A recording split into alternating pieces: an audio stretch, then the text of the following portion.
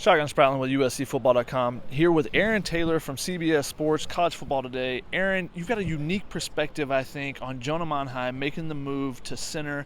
You played offensive line, and you told me a little bit earlier that your final season in the NFL, you had to make that move, and things are a lot different at center. What do you think is the transition like for Jonah Monheim making that move this season? It's a challenge, but he's played tackle, he's played guard, he's played all over the line, so he's had some experience with being able to translate the skills that are required to do one position to be able to make the move inside. But as a center, you're responsible for setting the defense, getting the call, the snap count, all of those things, and there's a lot of traffic that you have to direct. So it's as close of a thing as we have to being a quarterback for the unit up front. So when I had to do it, it was way too much to worry about, man. I just wanted to walk to the line of scrimmage, see where my dude was lined up, and start focusing on my technique. When they start audibling and changing the plays and you have to redirect protections and all those sort of things, it's a lot going on, and I'm a little challenged up there. So I spoke with Jonah earlier. We had a great little interview and had some good fun and some laughs. He's such a good player. He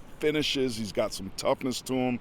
If USC could have 6 or 7 of him, they'd be the best offensive line in the country year in and year out. So it's headed in the right direction, and having somebody with his experience and his skill set there under center with a first-year starter in Miller Moss, I think that is a great place to start to build out the rest of that offensive line that's going to have to take and shoulder some of the load for this team to do what it needs to do in this conference. Yeah, one of the biggest things when making that move from the Pac-12 to the Big Ten we talked about was that the depth is different. In the Big Ten, the lines are a little bit deeper, and that's one of the concerns for USC.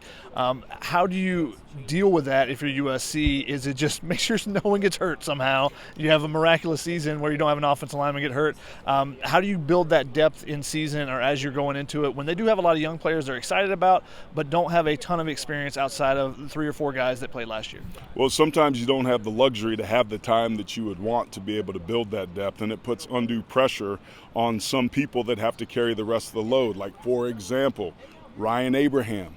When he doesn't show up and he's not here, it just puts undue pressure on other people, and it makes it really hard for you to focus on the thing that you're really good at because you have to do everything and cover for everybody. So with that offensive line, having some good talent up front, I think it's a really good job and an efficient way to create some of that depth. It takes time. That's the bottom line. Time and reps, and sometimes there's growing pains. But as Coach Henson understands who his players are, what they can do, what they can't do, what you feel like you can fix in season and what you can't, at some point you got to live with who your best 5 are and hope that the deck gets shuffled in a positive direction and that you can stay healthy as the season plays its way out. Staying healthy is as big a part of keeping offensive line continuity as developing talent in depth, especially at a time when you maybe only go 5 or 6 positions deep in what it is you have when you really need to be 2 deep strong. And then on the other side of the ball for USC, they bring D'Anton Lynn over from UCLA. You got a chance to check out some practices last year and kind of see his system in action. What are your thoughts on where the USC defense can go this year with D'Anton Lynn in charge? I'm expecting a significant step forward, and it's going to be scheme, but also being able to maximize the talent and the portal advantages with the personnel changes, particularly up front. That was a huge problem. Putting the tape on last year, it was awful, man. Nobody was tackling. They weren't playing with great effort. If you want to see if a player's playing with effort or not, you look for speed changes. If they're running, then all of a sudden they start running quick, then they weren't given great effort, and those are the guys that are usually trailing. That was all over the tape. That ain't going to be the case with D'Anton's unit. So he's an attacking style defense. He causes a lot of pressure problems. He gives a lot of looks for defenses to be able to do, for offenses to be able to adjust to, and they're problematic. But their guys play quick, they play fast, and they play disciplined, and that's a damn good recipe to start for a defense that needs to take some steps forward. You're not going to win just being able to have a bunch of points that you can put up. We saw that last year with Caleb. To win in this league and win in general, to do what Lincoln Riley was brought to Tinseltown to be able to do, you got to do it with defense, and D'Anton Lynn is an incredible step forward in that direction. What do you think is the most unique thing that he does? Seeing him last year, coming from the NFL game, he brings a little bit different perspective.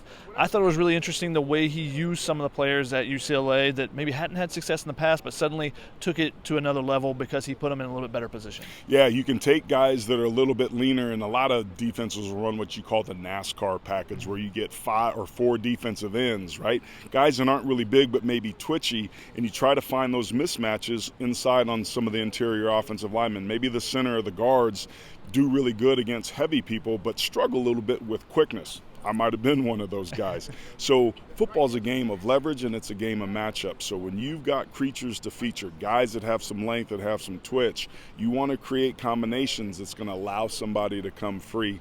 D'Anton understands that incredibly well, because the time in the NFL, that's all that game is. Everybody on the league is strong, fast, quick, and can move. So you have to find ways to create some advantages that are sometimes this big that can make all the difference. That's what we saw him do last year with UCLA with some of those changes you meant up front, and schematically with the pressure, fire zone stuff that he does. Might be only 4 coming, sometimes 5, but you have no idea where they're coming from, and that causes a lot of problems offensively when you're trying to pick that stuff up. Aaron, thank you so much for the time. We really appreciate it. For more, check out uscfootball.com.